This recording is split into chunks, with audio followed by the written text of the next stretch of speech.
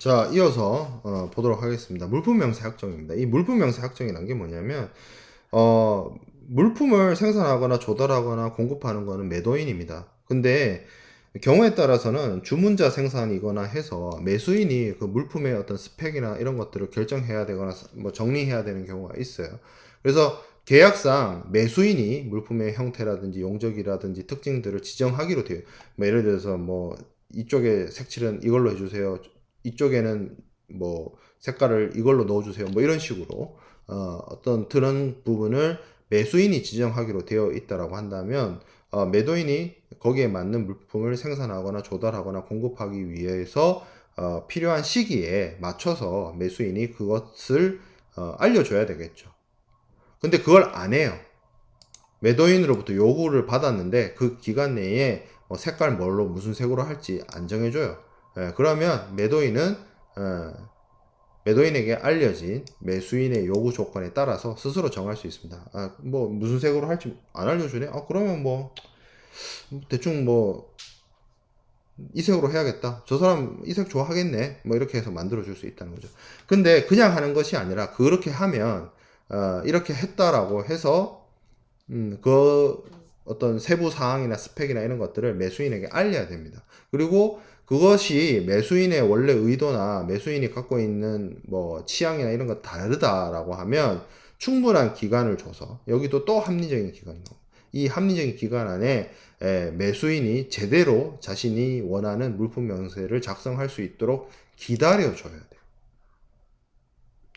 근데 매도인이 이렇게 예를 들어서 색깔을 빨간색으로 하겠다라고 물품 명세를 작성을 해가지고 매수인한테 보냈는데 이 매수인이 뭐 거기에 대해서 반대되는 통지를 하지 않게 되면 뭐 그러니까 뭐 파란색으로 하고 싶다라고 하면 지정된 기간 안에 그 파란색으로 빨간색 하지 말고 파란색으로 해주세요라고 매수인이 매도인에게 통지를 해야 되는데 그런 걸 안 하게 되면 매도인은 그냥 빨간색으로 색칠해서 보내주면 됩니다. 그럼 아무 문제 없어요.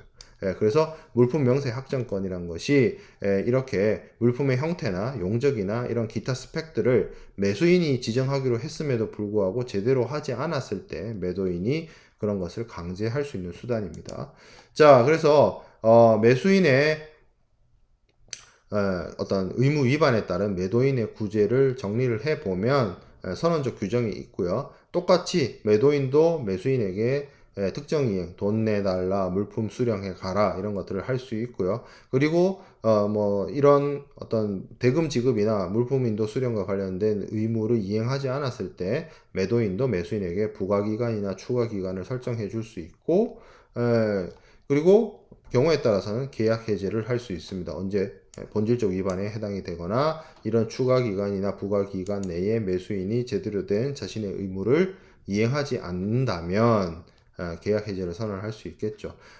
그런 계약 해제를 선언할 수 있는 기간은 그것이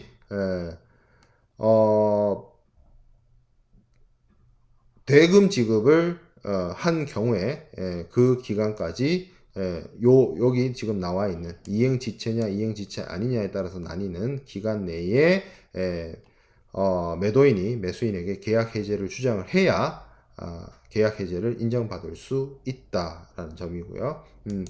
뭐 특징적인 부분은 이행 지체와 관련돼서는 매도인이 이행이 이루어진 사실 그 늦게 됐다는 거 늦게라도 이행이 됐다라는 사실을 알기 전에 계약 해제를 하도록 하고 있고요. 매도인의 어떤 그 하자 보완과 관련된 내용들이 없기 때문에 여기는 1, 2, 3이 아니라 1, 2로만 끝난다는 점. 그래서 여기 있는 64조의 계약 해제권, 매수인의 의무 위반에 따른 매도인의 계약 해제권과 앞서 살펴봤던 49조의 매도인의 의무 위반에 따른 매수인의 계약 해제권을 비교해서 여러분들이 살펴볼 필요가 있다는 점. 굉장히 그리고 또 특이한 내용이 65조에 매수인이 지정하기로 한 어떤 물품의 스펙이나 상세를 제대로 확정하지 않게 되면 매도인이 의도를 갖고 자신이 원하는 대로 물품의 스펙이나 이런 부분들을 결정할 수 있다라는 규정도 있습니다. 자, 66조부터는 어떻게 보면 매도인과 매수인의 공통된 규정이라고 볼 수도 있는데요. 66조부터 70조까지는 어떤 매도인으로부터 매수인에게 물품의 위험이 이전되는 것과 관련된 규정이 있습니다. 우리가 CISG를 뭐 65조까지 살펴보았지만 쭉 살펴봐서 여러분들께서 아시겠지만 매도인에서 매수인에게로 물품의 소유권이 어떻게 넘어가느냐, 언제 넘어가느냐, 절차적인 부분이든 실체적인 내용이든 물품의 소유권 이전과 관련된 내용이 없어요. 근데 물품이 문제가 생기거나 물품이 파손이 되거나 물품이 분실되거나 했을 때 그 어떤 경제적 손실은 누구의 손실이 되느냐를 우리가 살펴볼 수 있는 게 물품의 위험 부담 측면이거든요. 그래서 이 물품의 위험 부담을 하는 사람이 결국 매도인에서 매수인에게로 그 위험 부담자가 바뀌게 되는데, 소유권 이전과 관련돼서 이 CISG가 언급하고 있진 않지만 CISG는 물품의 위험이 어떻게 언제 매도인에서 매수인에게로 넘어가게 되는지에 대해서 규정을 하고 있습니다. 자, 66조에 그런 위험 부담에 대한 일반 원칙을 이야기를 하고 있어요. 위험이 매수인에게 이전된 이후 물품의 멸실 또는 손상은 매수인을 대금 지급 의무로부터 면제시키지 않는다. 물품이 멸실 손상됐다 하더라도 일단 물품의 위험 부담의 책임이 매도인에서 매수인에게로 넘어갔다라고 한다면, 쉽게 말해서 내가 물건을 받았어요. 내가 갖고 있는 상태에서 물건이 파손이 됐어요. 그런데 아직 돈을 안 줬어. 그렇다고 그러니까 물건을 이미 받은 상태이기 때문에 나는 대금 지급할 의무가 있는 거예요. 그 물건이 내가 갖고 오다가 떨어뜨리고 파손을 했다 할지라도. 근데 그런 멸실이나 파손을 어떤 매도인의 어떤 자기 또는 부자기에 의해서 그런 것들에 기인해서 발생되는 경우에는 책임을 지지 않도록 하고 있습니다. 이 말은 뭐냐? 이 물품의 문제가 어디에서 기인한다? 매도인의 잘못으로 발생합니다. 그러니까 이런 거죠. 매도인이 처음부터 잘못된 물건을 줬어요. 그래서 물품을 받아왔어요. 위험이 매수인 쪽으로 넘어왔어요. 돈을 주려고 했는데 물품이 원래 매도인이 처음부터 물건을 잘못 만들어서 물건이 박살이 났어요. 이거는 매수인이 매도인에게 돈을 줄 의무를 이행할 것이 아니라 매도인이 잘못된 물건을 인도한 것에 대해서 책임을 물어야 되는 상황이죠. 그런 거예요. 물품이 소유권이 넘어갔더라도 그 물품에 대한 기책 사유가 매도인 쪽에 있다라고 한다면 위험 이전이 이루어졌다, 매도인은 책임 없다, 매수인이 다 책임져야 된다, 그게 아니라 매도인에게 책임을 물을 수 있다라는 겁니다. 자, 운송을 포함하는 매매에서 위험의 이전은 어떻게 이루어지는지를 좀 살펴보면, 매도인은 운송 계약이 포함된 경우에 특정 장소에서 이를 인도해야 할 의무가 없는 때는 또 이런 표현 등장을 하죠. 거꾸로 생각해 보면 특정 장소에서 매도인이 물품 인도 의무를 이행해야 되는 경우라면 그 특정 장소에서 매도인이 매수인에게 물품을 인도하는 때 위험이 이전한다라고 볼 수 있습니다. 물품에 대한 인도와 물품에 대한 위험 부담의 이전이 동시에 이루어지는 거죠. 특정 장소에서 물품을 인도하기로 약속을 했다면. 근데 그런 특정 장소에서 물품을 인도하기로 한 것이 아니에요. 그 경우에는 어떻게? 최초 운송이. 뭐랑 내용이 같죠? 우리가 앞서 지난주에 살펴보았던 31조에 있는 물품 인도 시점하고 똑같죠. 인도 장소, 그 규정하고 똑같죠. 그래서, 특정 장소에서, 이행하기로 한 것이 아니고, 운송을 계약에 포함하고 있다라고 한다면, 매도인이 최초 운송인에게 물품을 인도하게 돼 있고, 그때 위험도 같이 넘어간다. 그런 얘기입니다. 자, 그리고 매도인이 특정 장소에서 물품을 운송인에게 인도해야 할 의무가 있어요. 그러면 위험은 그 장소에서 운송인에게 인도되기 전까지 매수인에게 이전하지 않는다. 매도인이 계속 간다는 거죠. 예를 들어서 어떤 특정한 장소에 운송인이 있고 거기까지 물품을 넘겨줘야만 물품의 인도가 이루어지는 것이라면 실제로 그 시점에 위험 부담도 넘어가는 것이고 그 시점이 되기 전에 문제가 생기는 것은 매도인의 책임이라는 거죠. 그리고 그렇게 해서 운송인을 만나서 운송인에게 물품을 넘겼어요. 그럼 그 이후부터는 당연히 매수인의 위험 부담이 될 것입니다. 자, 이런 물품의 위험 부담의 이전과 관련해서 여기 67조 2항에는 물품이 하인이나 선적 서류나 통지 이 방법에 의해서 명확히 특정되어져야 된다라는 표현을 하고 있습니다. 이것은 불특정물과 관련이 되어 있어요. 이거 관련해서 우리가 앞서 살펴봤습니다. 이야기했었어요. 초코파이 100만 상자 중에 진짜 저 특정한 매수인에게 판매하려고 하는 초코파이는 어느 것이냐, 어느 상자냐, 이거를 딱 정해야 된다는 거죠. 그래야 매도인이 매수인에게 물품을 인도하는 것이고 매도인이 매수인에게 위험을 이전시킬 수 있다라는 겁니다. 물품의 특정과 관련된 identity, clearly identified를 해야 매도인이 매수인에게 물품을 인도와 위험 이전을 할 수 있다는 거죠. 자, 운송 중 물품의 매매에 대한 부분입니다. 운송 중에 매각된 물품이 있어요.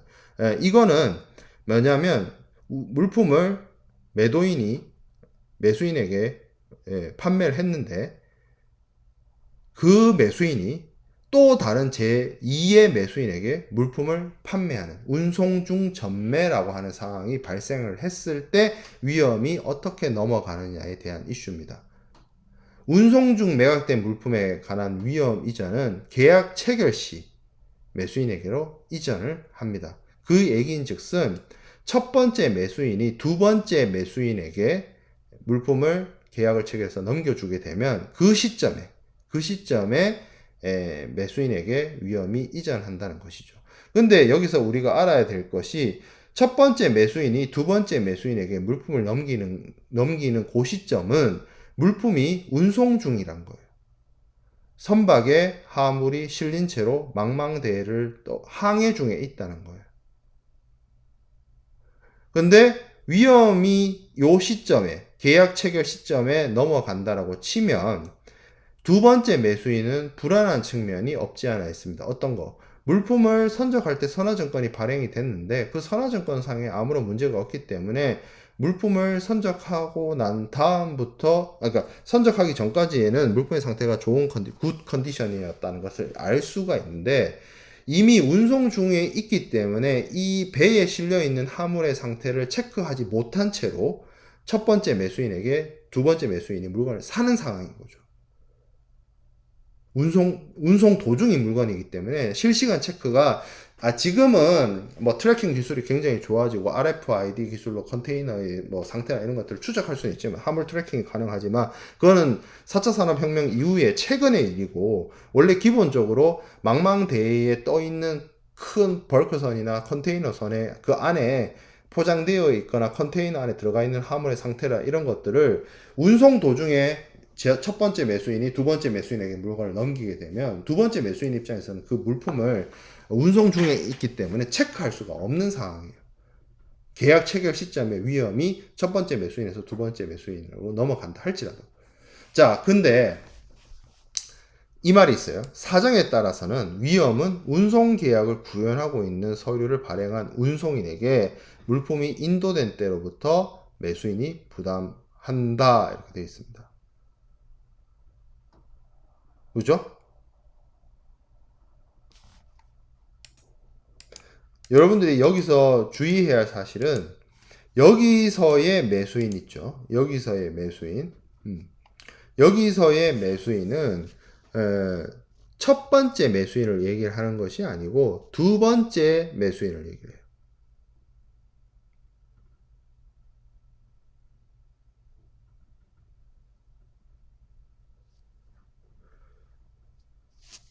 처음에 물품이 선적되는 시점에 매수인에게 물품을 넘겼어요. 소유권 이전이 이루어지는 거죠. 뭐 소유권 이전이 이루어진 상태에서 이 매수인이 매도인이 되고 제2의 매수인을 찾아서 물건을 넘겨주는 거예요.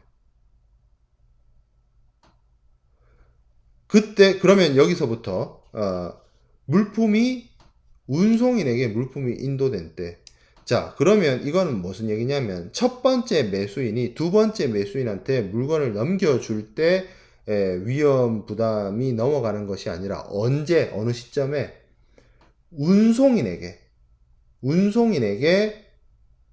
물품이 인도될 때부터 두 번째 매수인이 위험 부담을 한다라는 겁니다.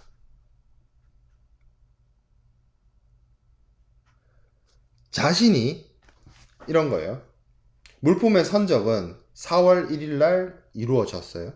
물품의 선적은 4월 1일 날 이루어졌는데 4월 15일 날 내가 운송 중에 있는 물건을 샀어요. 근데 원칙적으로는 4월 15일 날 물건을 사서 계약이 체결됐기 때문에 4월 15일부터 물품에 대한 위험 부담을 해야 되죠. 근데 운송인에게 물품이 인도된 시점이 4월 1일인데 그리고 선화증권이 그때 발행되는데 여기 지금 운송계약이 구현되어 있는 서류 이게 뭐죠?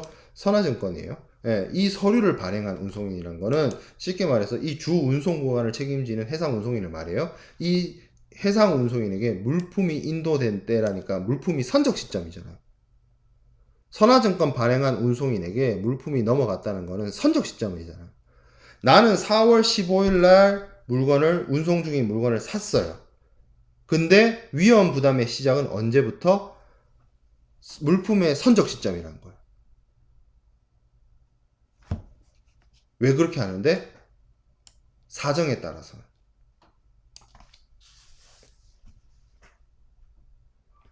영어 표현으로는 if the circumstance라고 해요. 요 상황이 뭔데?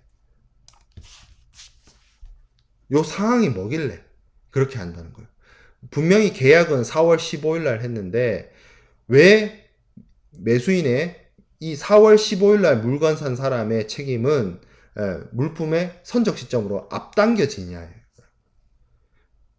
그걸 가능하게 하는 서컴스탠스가 뭔데? 라고 했을 때 이 서컴스탠스가 뭔지에 대해서 CISG에 아무런 규정이 없어요.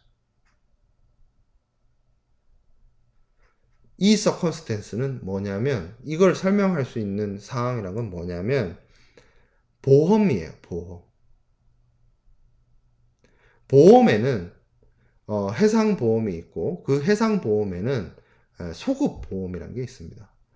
지금에 와서 소급보험이라고 하는 개념은 조금 다른 의미로도 쓰이긴 합니다만 무슨 얘기냐면 예전에 통신수단이나 이런 것들이 발달되기 전에는 어느 멀리 있는 항구로부터 외국에 있는 항구로부터 출발을 해서 물품을 수입하는 사람이 있다라고 쳤을 때 예를 들어서 LA로부터 출발을 해서 부산으로 들어오는 그런 배에 자신의 화물을 실어서 수입하는 사람이 있다라고 쳤을 때 보험을 들 수 있다는 거죠. 근데 그 보험을 든다라고 하는 것이 그 보험을 드는 시점에 태평양을 건너오고 있는 선박의 상태나 이런 것들을 모른 상태로 보험을 들어요. 이 얘기인 즉슨 물품을 LA항에서 출발한 배를 부산으로 가지고 와서 물품을 수입하는 사람이 해상보험을 가입을 할 때 이미 물품이 파손되어 있을 수도 있다는 얘기예요. 수입하는 사람 입장에서. 그러면 이 사람이 어떤 통신수단이나 이런 정보가 제한된 상황에서 그 물품이 이미 파손되었다는 사실을 모른 채로 보험을 들 수 있다는 겁니다. 그래서 그걸 소급보험이라고 해요. 보험계약 체결 전에 이미 물품이 파손되었다 할지라도 그 파손 여부를 모른 채로 물품을 수입한 사람이 든 보험의 효력을 인정해 주는 거죠. 이거는 사실 여러분들이 해상보험론을 들으면 이 부분에 대해서 자세하게 설명을 들을 수 있는 부분인데, 쉽게 말해서 이거예요. 내가 보험을 드는데, 보험을 든다는 건 그 물품이 파손되었을 때 보험회사로부터 보상을 받기 위해서 보험을 드는 거잖아요. 근데 내가 그 현 시점에 물품의 상태를 체크를 못해. 파손되어 있는지 상태가 굿인지 아닌지 몰라. 한 10일 뒤에 알 수 있어. 배가 도착하면. 그러니까 좋은 상태인지 아닌지 난 몰라. 10일 뒤에 알아. 근데 만약에 파손돼 있으면 나는 보험회사로부터 보상을 통해서 손실을 메꿔야 되기 때문에 10일 뒤에 도착할 물건의 상태 여부는 모르지만 일단 보험 들어주세요. 그게 소급보험인 거예요.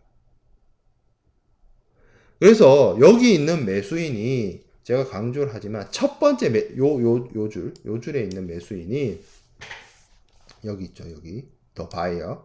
이 사람이 첫 번째 매수인이 아니에요. 운송 중인 물품을 산 두 번째 매수인이에요. 이 두 번째 매수인은 자기가 물품에 대한 체크를 못한 채로 배에 실려있는 화물을 사는 거예요. 그렇게 위험한 물건을 사니까 보험을 들고 싶겠죠. 예, 그럼 보험을 들면 물품의 선적 시점부터 자기가 중간에 운송 중인 물품을 구매한 그 시점까지, 예를 들어서 제가 앞에 예시를 든 것처럼 4월 1일부터 4월 15일 사이에 발생한 사고가 있었는지 없었는지, 좋은 상태인지 나쁜 상태인지 몰라요. 근데 보험을 들어. 그러면 보험 계약도 물건을 사고 보험을 들 거 아니에요. 내가 물건을 샀으니까, 곧 도착할 배에 실려있는 물건을 내가 샀으니까 사고 나서 보험을 들잖아요. 그러면 내가 물건을 산 것도 4월 15일일 텐데 그 중간에 운송 중인 물건을 산 시점 이후에 보험을 든다는 거예요. 4월 16일쯤 보험에 들겠죠. 4월 15일날 물건 사서 운송 배에 실려서 오고 있는 물건을 사서 4월 16일날 보험회사 찾아가서 보험을 들어요. 그러면 4월 1일날 물품이 선적된 그 시점부터 4월 16일날 보험에 든 때까지 한 16일 동안 일어난 일들을 누가 책임지느냐? 보험회사가 보험계약 체결 시점 직전이라도 그 이전이라도 발생된 사고에 대해서 책임져 준다고. 그게 앞으로 소급한다 라는 의미에서 소급보험. 해상보험 시간에서 더 자세하게 설명할 수 있지만 계약론 수업에서 이 정도면 많이 설명한 거예요. 솔직하게 말씀드려서. 그래서 소급보험이 적용되는 상황이라면 소급보험이기 때문에 두 번째 매수인이 물품의 선적 시점 이후부터 보험을 통해서 위험을 회피할 수 있기 때문에 그때부터 운송인에게 물품이 인도된 때부터 매수인이 부담합니다. 두 번째 매수인이 위험 부담을 떠안아요. 근데 이 매수인이 제가 앞에서 강조를 한 게 소급보험이란 게 4월 1일날 이미 물품이 선적된 걸 난 4월 15일날 샀고 곧 있으면 4월 20일쯤에 부산에 도착하는데 보험은 4월 16일날 들었단 말이에요. 근데 4월 16일날 보험을 들 때 내가 4월 1일날 물품 선적이 이루어졌고 어제 4월 15일날 운송 중에 계약한 물품의 상태를 모른 채로 보험에 들었는데 실제로 알고 보니까 모르고 보험을 든 게 아니라 이미 중간에 뭐가 이벤트가 발생해서 문제가 생겼다는 걸 알고 들었어요, 보험을. 그러면 물품이 깨끗한 상태인지 아닌지 모른 채로 보험을 든 게 아니라 이미 파손된 물품을 보험에 든 거예요. 이미 파손된 물품이 이미 파손되지 않은 것처럼 속여서 보험을 든 거예요. 속여서 보험을 들었다? 뭐죠? 보험 사기예요.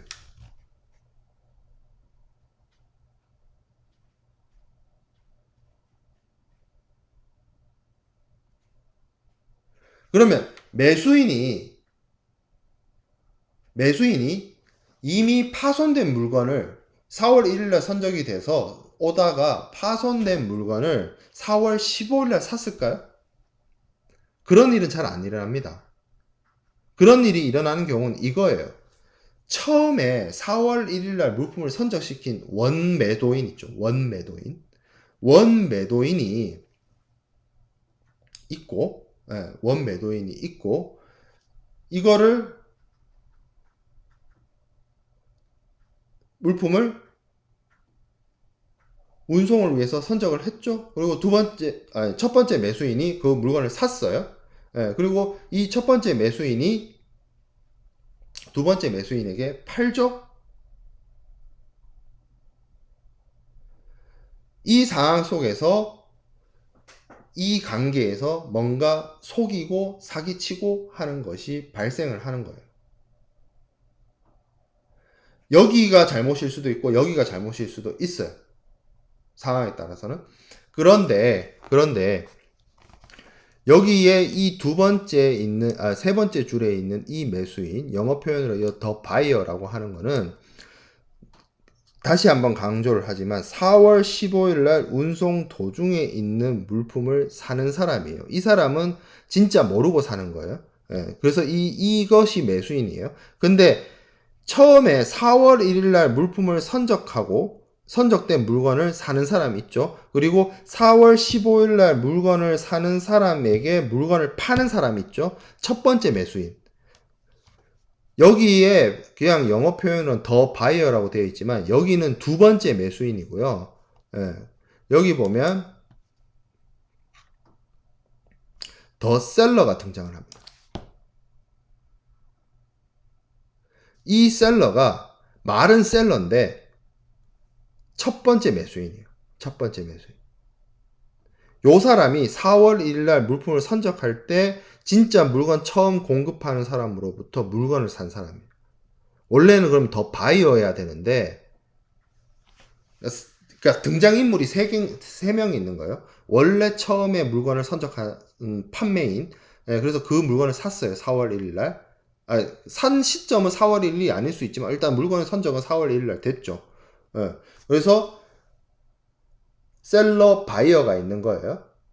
근데 요 물건을 4월 12일 날 제3의 인물이 사요. 그러면 요 관계는 이런 처음 관계에 있어서는 요 사람이 바이어였지만 요 후속되는 관계에 있어서는 이 중간에 있는 사람이 뭐가 돼요? 다시 셀러가 되잖아요. 그래서 여기 68조에서 얘기하는 요 셀러가 요 중간에 있는 사람이에요. 그리고 여기 등장하는 더 바이어는 세 번째 사람. 운송 중인 물건을 산 사람. 그럼 지금 뭐냐면 이 세 번째 사람 입장에서는 4월 1일부터 4월 16일까지 물건의 상태가 어쩐지 모른지 그냥 보험 들었어요. 근데 물건의 상태가 안 좋다, 뭐가 문제가 생겼다는 걸 알 수 있었던 사람들이 있습니다. 1번 매도인이거나 1번 매수인, 원래 원거래에 해당됐던 사람들은 알 수도 있었어요. 그러면 알 수 있었으면 뭐 하면 돼요? 알려주면 되죠. 물품을 4월 1일 날 실었는데 물건의 상태가 조금 안 좋아? 그래도 살래? 뭐 해서 그렇게 해서 넘겨주면 돼요. 근데 뭘 해? Not disclose. 물품에 문제가 있다는 것을 얘기를 안 해요. 그러면 어떻게 한다? 그 물품의 손실에 대한 부분은 더 바이어. 다시 말하면 최종 구매자, 두 번째 매수인이 아니라 이 중간에 있는 사람, 이 사람이 진다. 이 사람이 뭐다? 여기서 말하는 더 셀러. 이거 원래 굉장히 어려운 내용입니다. 사실 그리고 이 68조 같은 경우에는 이 circumstance에 대한 정확한 규정이나 이런 것들이 없기 때문에 해상보험에 대한 지식이 있어야 돼요. 왜 이런 상황에서 소급보험이 인정이 되고 소급보험이라는 메커니즘이 이미 물건이 파손됐는지 여부하고 상관없이 보험회사가 보험을 들어주느냐라는 이슈가 있기 때문에 이 68조가 되게 짧잖아요. 다른 앞뒤에 있는 CISG 다른 규정들보다. 이게 되게 아주 심오하고 복잡한 내용을 담고 있어요. 그래서 굉장히 많이 설명을 드렸지만 좀 여러분들 어려울 수 있는 부분이기도 합니다. 그래서 헷갈리지 말고 그림을 한번 그려보면 첫 번째 판매자 있고 그 판매자로부터 물건을 사서 물품의 선적이 4월 1일 날 일어났고 이 물품이 운송 중에 있는데 4월 15일 날 편의상 A, B, C라고 할게요. A가 B에게 팔았고 B가 C에게 팔았어요. 4월 15일 날. 그래서 C가 4월 16일 날 보험을 들여요. 뭐로? 소급보험으로. 그래서 요 4월 1일부터 4월 16일 사이에서 발생된 멸실 손상에 대해서 보험회사로부터 보상을 받을 수 있어요. 그렇기 때문에 그렇게 운송 중 전매가 일어난 물품에 대해서 B가 C로부터 물품을 구매한 4월 15일 날 물품의 위험이 B에서 C로 넘어가는 것이 아니라 C가 물품의 위험 부담을 하기 시작하는 것은 4월 1일이다. 물품이 선화증권을 발행하는 운송인에게 물품이 인도된 시점부터 이 C가 위험 부담을 한다. 어떤 경우에 소급보험을 든 경우에. 근데 이거는 우리가 운송 중에 있는 물품의 상태가 서로 다 모른다는 전제하에 가는 건데 이 A나 B가 물품에 대한 상태를 알아요. 특히 이 B가 중간에 문제가 있다는 것을 알고 B가 C한테 물건을 팔아요. 그렇게 중간에 문제가 있다는 것을 알고 물건을 팔 때 B가 C한테 물건의 상태가 안 좋다는 걸 얘기하면 상관이 없어요. 근데 얘기를 안 해줘. 속인 거야. 예. 그러면 물품의 위험 부담은 누구다? 요 B다. 근데 이 B에 대해서 CISG는 더 셀러라고 표현하고 있고요. 여기 C에 대해서 더 바이어라고 표현하고 있는 거예요. 정리가 되길 바랍니다. 자, 그 다음에 운송을 포함하지 않는 매매 간단. 이건 오히려 간단해요. 67조, 68조에 해당되지 않으면 위험은 매수인이 물품을 인수한 때, 그리고 매수인이 적시에 이를 인수하지 않았을 때는 물품이 매수인의 임의 처분하에 둘 때, 그리고 임의 처분하에 돈 씀에도 불구하고 매수인이 안 받아가면 계약 위반을 범하게 된 때 매수인에게 위험 부담이 이전하고요. 매수인이 매도인의 영업소 이외의 장소에서 물품을 인수하는 경우에는 그 위험은 물품의 인도 기일이 도래하고 그 장소에 매수인의 임의 처분하에 둔 사실을 매수인이 안 때 이전합니다. 그리고 계약에 아직 특정되지 않은 물품이에요. 이거는 불특정물인 경우이기 때문에 이 불특정물은 초코파이 만상자 중에 매수인한테 넘길 물건 저상자 요거 요렇게 특정되어서 넘어가기 전까지는 위험이 넘어가지 않는다 라고 이야기하고 있습니다. 자, 그 다음에 매도인의 계약 위반. 매도인이 계약의 본질적인 위반을 구했어요. 본질적인 계약 위반을 했어요. 그 경우에는 67조, 68조, 69조의 규정은 그 본질적인 위반을 이유로 매수인이 원용할 수 있는 구제를 침해하지 아니합니다. 67조, 68조, 69조는 다 매도인이 매수인에게 그것이 운송을 포함을 했든 운송을 포함하지 않았든 매도인에서 매수인에게로 물품의 위험이 이전되는 규정들을 이야기를 하고 있어요.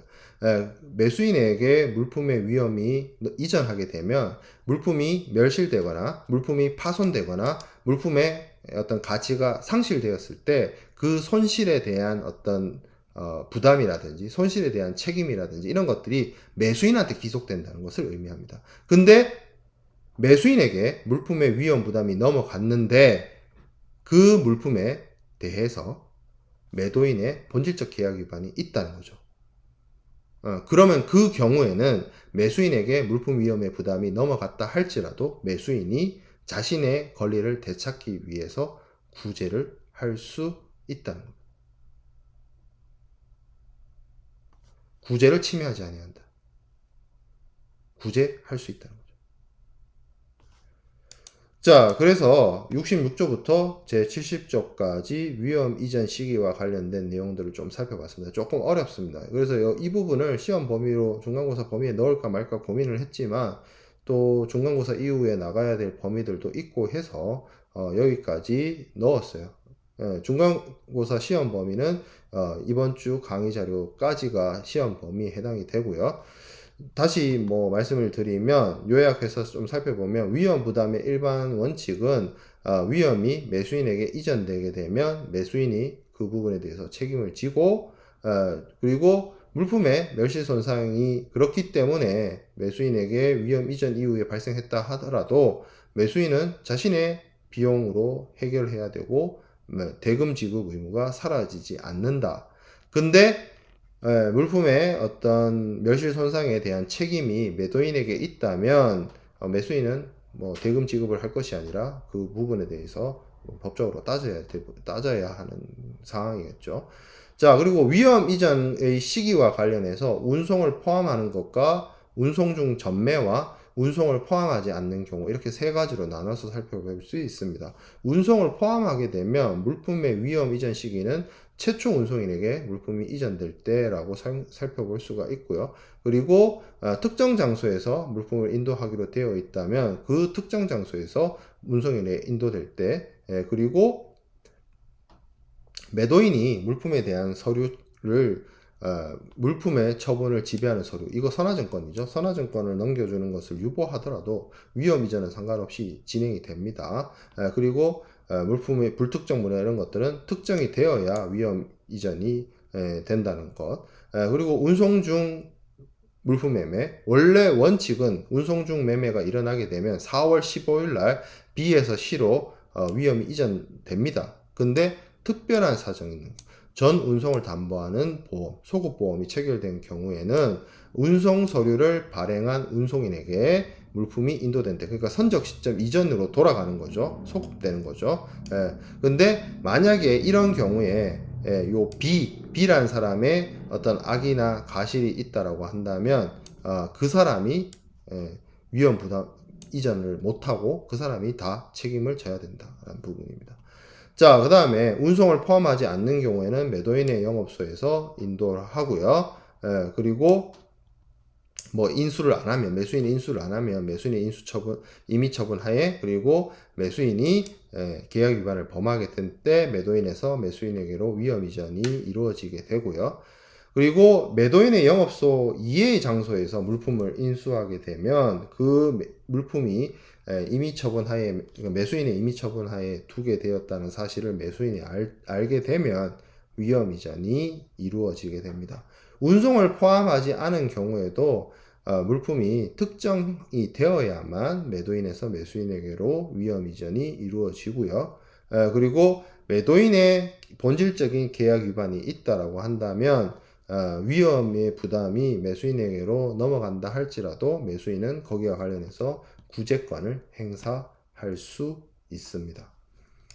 자, 그래서 우리가 앞서서 30조, 31조 거기에서 물품의 인도에 대한 부분과 67조, 68조, 69조에서 매도인에서 매수인에게로 위험 이전이 이루어지는 시기에 대해서, 장소에 대해서 살펴보았습니다. 만약에 매도인과 매수인 사이에 물품 인도가 특정 장소에서 이루어지기로 합의가 되어 있었다라고 한다면 물품의 인도는 그 특정 장소에서 이루어지게 될 것이고요. 위험 이전도 그 특정 장소에서 운송인에게 넘겨주게 될 때 매도인에서 매수인에게로 넘어가게 될 것이고요. 구체적으로 실질적으로 인커텀스의 경우에도 물품의 인도와 위험 이전 시점에 대해서 각 정형거래 조건별로 규정을 하고 있죠. 근데 그러니까 여기 보면 이 특정 장소라는 게 예를 들어서 이런 거예요. FOB 다음에 부산 포트가 온다면 그 부산 포트가 특정 장소가 되는 거고, CIF 뒤에 뉴욕이 있다라고 하면 뉴욕이 이 특정 장소가 되는 거예요. 그래서 CIF 뉴욕이라고 했을 때 뉴욕에서 뭐 운송인에게 넘겨지거나 뭐 할 때, 물론 그 CIF 유역이라고 했으면 그 유역은 어떻게 보면 선적항이 아니라 목적항이 되는 경우가 있습니다만, 그거는 이제 인커텀스에 따른 내용인 거고, 특정 장소에서 물품을 인도하거나 위험 이전을 하게 되면 그 장소, 그 시점에서 운송인에게 매도인이 운송인에게 물품을 인도할 때 물품의 인도가 이루어지고 위험 이전이 이루어진다라고 정의를 내리고 우리가 살펴볼 수 있는 부분이고요. 운송을 포함하는 경우, 운송을 포함하지 않는 경우, 운송 중 전매의 경우를 또 나눠서 생각을 해 볼 수가 있죠. 그래서 운송을 포함하는 경우에는 역시나 최초 운송인한테 교부될 때 인도도 이루어지고 이전도 이루어지고, 그리고 운송을 포함하지 않는 경우는 영업소가 나오죠. 매도인의 영업소에서 매수인의 임의 처분하에 둘 때, 그리고 뭐 어떤 특정 장소에서 있는 물품이거나 아니면 거기에서 생산되거나 하는 경우에는 그 장소에서 물품 인도가 이루어지게 되는 것이고요. 운송 중 매매의 경우에는 원래 계약 체결 시점에 위험 이전이 이루어지지만 전 운송을 담보하는 보험, 소급보험이 이루어지게 되면 그 소급보험에 따라서 운송 서류를 발행한 운송인에게 물품 교부 시, 그러니까 선적 시점으로 땡겨지는 거죠. 앞으로 소급되는, 과거로 소급되는 시점에 위험 이전이 이루어지게 된다는 점입니다. 자, 인커텀스는 사실 기본적으로 CIF 뉴욕이라든지 FOB 부산이라든지 반드시 그 알파벳 대문자 3개 뒤에 어느 특정한 장소를 지정하게 돼 있어요. 그렇기 때문에 사실 해당 사항은 없어요. 인커텀스는. 근데 EXW 같은 경우에는 보통 어느 멀리 떨어져 있는 항구나 터미널이라기보다는 예를 들어 매도인의 영업소를 EXW 뒤에다가 붙이는 경우가 있죠. 그러면 사실 EXW도 사실 이 원칙이 적용되는 건 맞는데, 왜냐면 매도인의 영업소를 딱 찍어서 지정을 한 것이기 때문에 그래요. 그렇지만 메커니즘상 EXW는 매도인의 영업소를 물품 인도의 장소로 선정하고 지정할 수가 있기 때문에 여기를 운송을 포함하지 않는 계약에서 매도인의 영업소에서 물품의 인도와 위험 이전이 이루어지는 사례와 한번 비교해서 살펴볼 수 있다는 점입니다. 그리고 운송 중 전매와 관련해서는 인커텀스에서 그런 별다른 그게 없어요. 위험 이전 시기와 관련해서 어떻게 보면 인커텀스는 조금 더 정형화된 거래를 규칙화해 놓은 것이기 때문에 좀 그렇게 살펴볼 수 있습니다. 우리가 이제 앞서 31조에서 있었던 물품의 인도 장소와 관련된 규정과 위험 이전의 장소에 대한 규정까지 살펴보았습니다. 정리를 했고요. 여기까지가 시험 범위고 공지한 대로 다다음 주 월요일이죠. 다다음 주 월요일 아니네요. 제가 영상 촬영하는 시점하고 헷갈려서 다다음 주라고 표현을 했는데 4월 25일 날 월요일 날 공지한 대로 저녁에 온라인 시험을 실시하도록 하겠습니다. 온라인 시험은 공지한 대로 줌 모바일 기기를 통해서 줌에 접속을 해서 본인이 실시간으로 시험에 응시하고 있다는 것을 인증을 하고, 실제 시험은 랩탑이나 PC를 이용을 해서 LMS 온라인 시험으로 진행하는 그런 방식으로 진행을 할 것이고요. 그런 시험 방식을 우리가 코로나 팬데믹 동안 저나 우리 학부의 다른 교수님들이 많이 진행을 하셨기 때문에 여러분들이 그런 방식에 대해서 이해가 있을 거라고 봅니다. 그런 방식의 시험을 한 번도 쳐보지 않은 친구들은 주변에 어떻게 메커니즘이 돌아가는지를 한번 물어보는 것도 좋을 것 같아요. 근데 크게 어려움 없이 아마 시험을 응시하고 하면 될 것 같습니다. 그나마 이 팬데믹 상황에서 비대면 방식으로 진행되는 수업에 있어서 가장 효과적으로 정확하게 쉽고 빠르게 어떤 시험을 치를 수 있는 방식이기 때문에 그렇게 중간고사를 진행하도록 하겠습니다. 네, 마치도록 할게요.